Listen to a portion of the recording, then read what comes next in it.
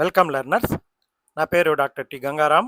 నేను SVA government degree కాలేజీలో లెక్చరర్గా పనిచేస్తున్నాను, శ్రీకాళహస్తి.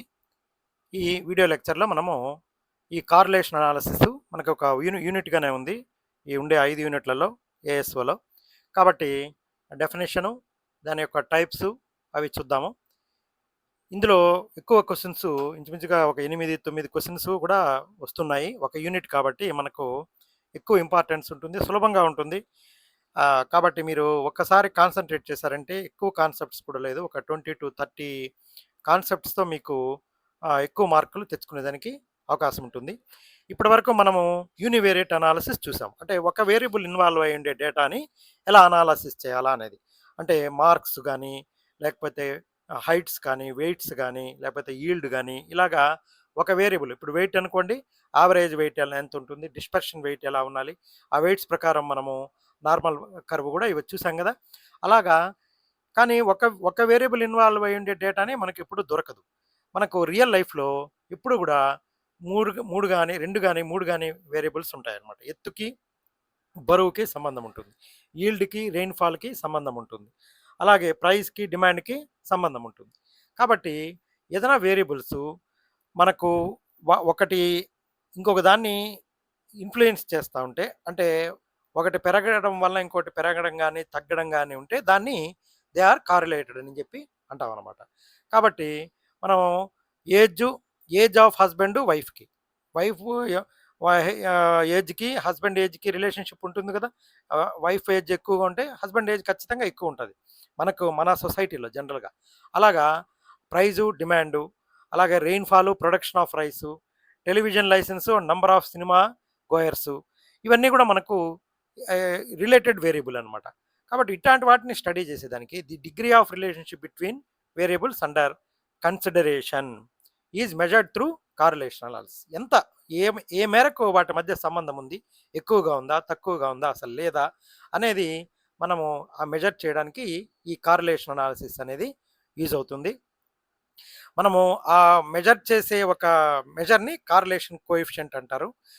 ఇదేం చేస్తుందంటే ఒకే ఫిగరు మనకి ఏ డైరెక్షన్లో ఉన్నాయి, పాజిటివ్ డైరెక్షన్లో ఉన్నాయా, నెగటివ్ డైరెక్షన్లో ఉన్నాయా అనేది తెలియజేస్తుంది.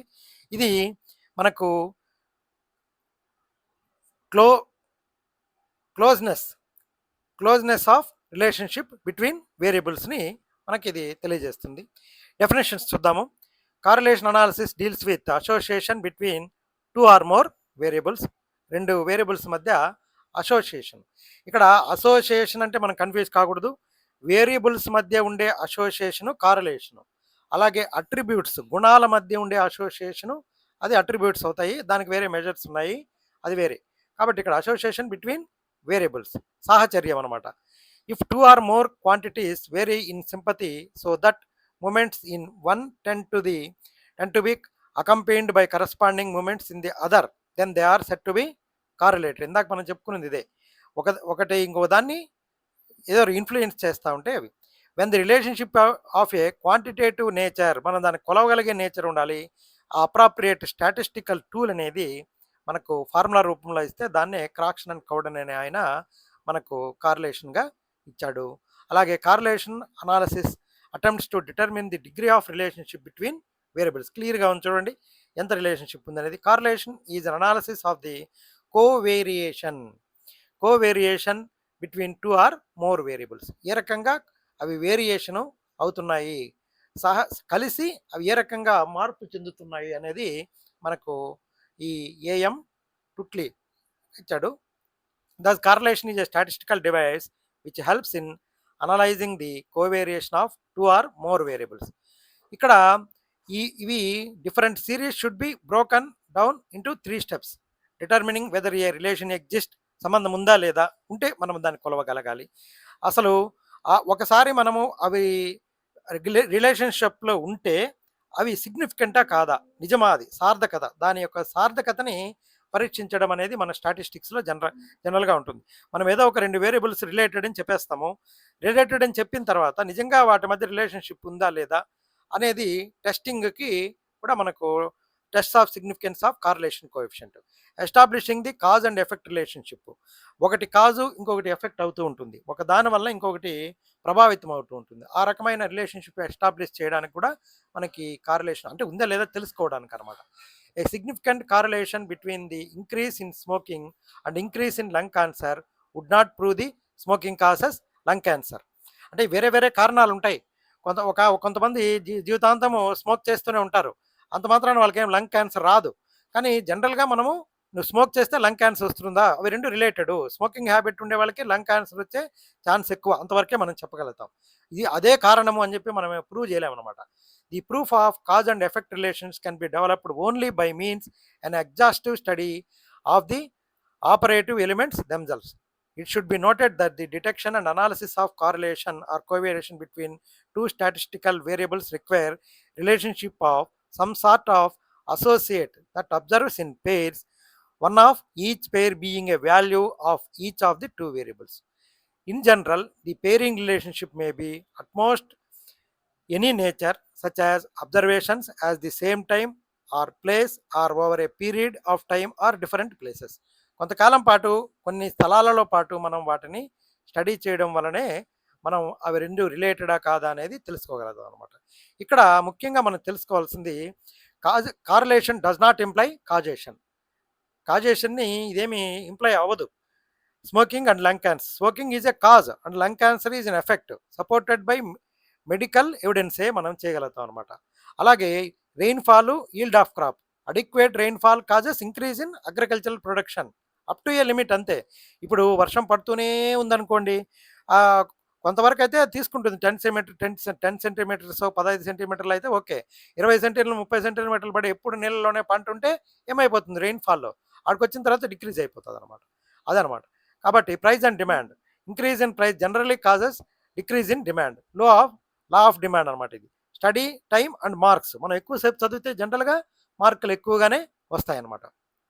ఎక్సర్సైజ్ అండ్ హెల్త్, చూడండి మనం ఎక్కువ ఎక్సర్సైజ్ చేస్తే కొంతమంది చనిపోతూ ఉంటారు కదా. Regular exercise improves physical fitness and reduces health risks, అంతే ఒక స్టేజ్ వరకే అనమాట అది. తర్వాత a causal relationship requires logical explanation and supporting evidence, not just statistical association. మనం ఏదో కొంతవరకు చెప్పగలుగుతాము, మెడికల్ ఎవిడెన్స్ రకరకాల ఎవిడెన్సెస్తోనే మనము ఇదే దీనికి కారణము అని చెప్పి చెప్పగలుగుతాం. కానీ correlation coefficient does not imply causation. Most variables in practical life show some kind of relationship. అన్నీ కూడా రెండు వేరియబుల్స్ ఉన్నాయనుకోండి, ఖచ్చితంగా ఏదో రకమైన ఆ రిలేషన్షిప్లోనే ఉంటాయి, price and demand.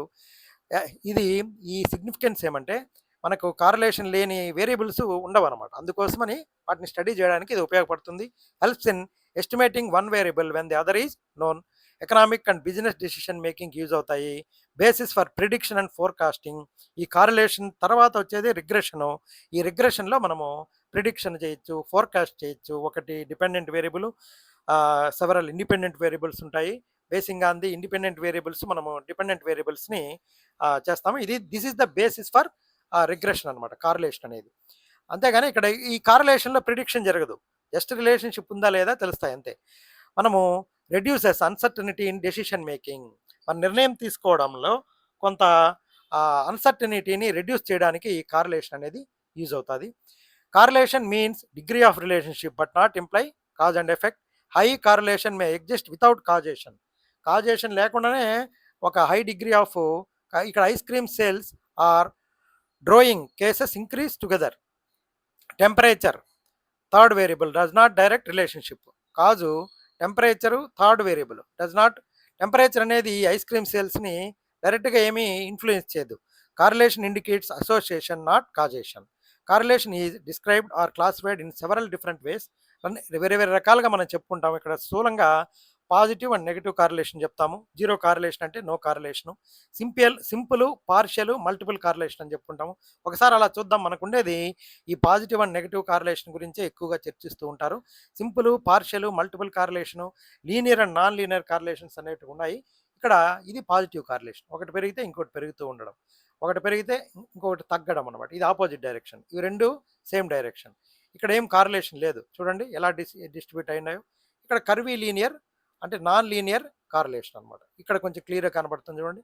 Positive correlation, negative correlation, linear correlation, non linear correlation. ఇవి 4 రకాలుగా మనం స్థూలంగా చెప్పుకుంటాము.